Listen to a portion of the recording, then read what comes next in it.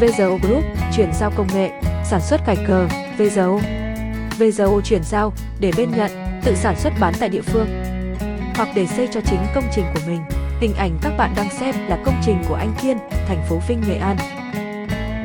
Anh Kiên được chuyển giao công nghệ, tự sản xuất cạch cờ, VGO. Nhà xưởng cải tạo từ công trình cũ, đã có sẵn một số máy móc, chỉ mua thêm một số thiết bị và khuôn nhựa nên chi phí bỏ ra rất ít. Và tự thi công, kỹ thuật rất đơn giản, các tổ thầu thợ đều có thể làm được. VGO có thể đặt hàng sản xuất gạch khi có nhu cầu hoặc giới thiệu khách hàng địa phương cho xưởng sản xuất, bởi VGO có hệ thống kinh doanh trên toàn quốc. Mặt bằng sản xuất gạch cờ, VGO cần đáp ứng như sau. 1. Với trạm sản xuất dã chiến, để dùng cho xây ngay tại công trường thì cần lán 100m² và 200m² bãi chứa gạch, chạy được xe nâng bánh lốp. 2. Với mục đích sản xuất để kinh doanh, cung cấp ra thị trường, cần 200m², nhà có mái che kín mưa nắng, xe tải lưu thông nhà xưởng và 500m², bãi chứa gạch chạy được xe nâng bánh lốp. Nếu chạy được xe tải nặng càng tốt, chi phí cho máy móc thiết bị tối thiểu 75 triệu, trong đó có 300 bộ khuôn đúc gạch. Nếu đã có máy trộn bê tông thì còn giảm được chi phí. Hiện nay chúng tôi có 9 xưởng trên toàn quốc và tiếp tục phát triển. Quý khách đối tác có nhu cầu hợp tác sản xuất, kinh doanh liên hệ với chúng tôi để được tư vấn, tham quan dây chuyền sản xuất thực tế ở xưởng.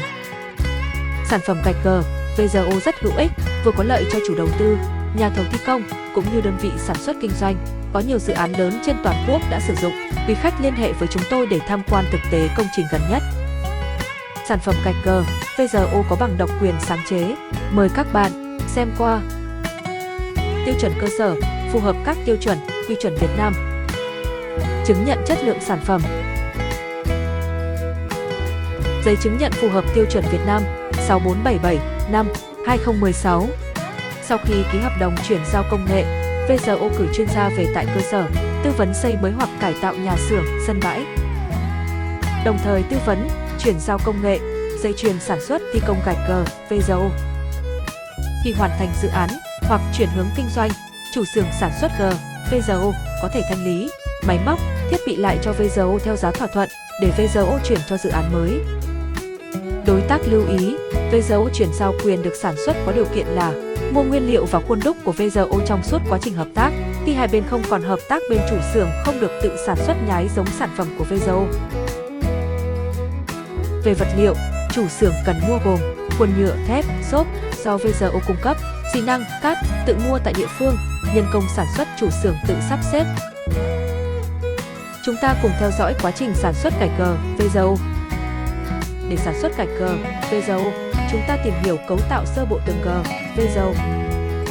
Gạch cờ VGO có cấu tạo hai lớp bê tông có cốt thép chịu lực, được liên kết bởi hệ thép zigzag, ở giữa có hai hộp xốp tạo dũng, có tác dụng làm nhẹ kết cấu, tạo khuôn cho mạch vữa liên kết các viên gạch. Các viên gạch cờ VGO được xếp liền kề, so le như hệ cóc pha, chít kín mạch ngoài.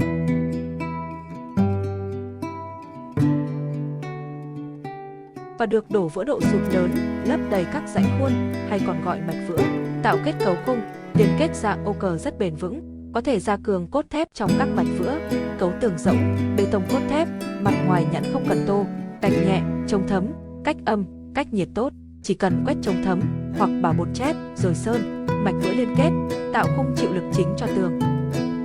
Chúng ta cùng xem quá trình sản xuất gạch cờ VGO.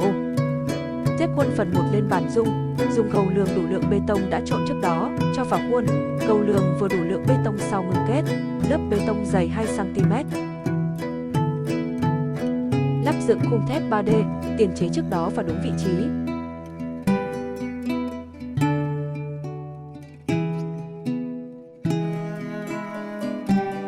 Bật công tắc dàn dung, sụt bê tông đông đặc, tự làm phẳng.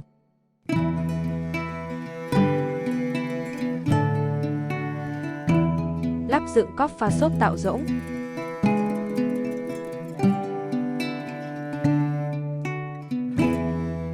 Lắp dựng thép định vị giữa hai hộp xốp và khung cữ này được tháo ra trước lúc liên kết với bê tông phần 2. Lắp dựng khuôn phần 2 với mục đích định vị thép và xốp chính xác, giữ ẩm, bảo dưỡng bê tông, có thể chồng khuôn lên nhau, tiết kiệm diện tích nhà xưởng khi chờ bê tông lớp 1 ngưng kết. Xếp gọn chờ bê tông phần 1 ngưng kết.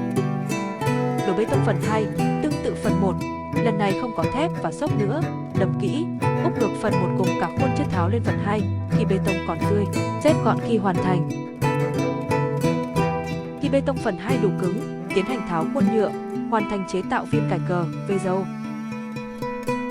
Xếp gạch lên pallet, bảo dưỡng trong nhà xưởng che mưa che nắng. Các viên gạch phụ kiện cũng được sản xuất tương tự, chỉ khác có xốp một phần hoặc không có xốp và có nhiều hình dáng, với mục đích sử dụng khác nhau. Cải cờ, VZO được đặt trên pallet, đóng gói thành kiện hàng, bọc kỹ bao ni lông, dễ dàng bốc xếp, vận chuyển đi xa.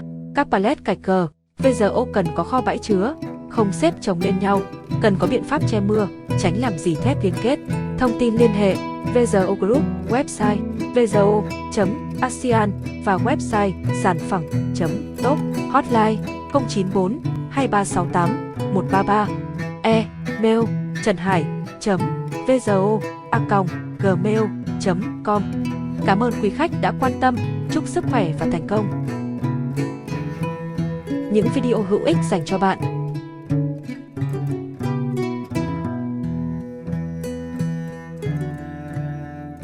Đăng ký kênh và rung chuông để nhận nhiều video mỗi khi chúng tôi cập nhật mới.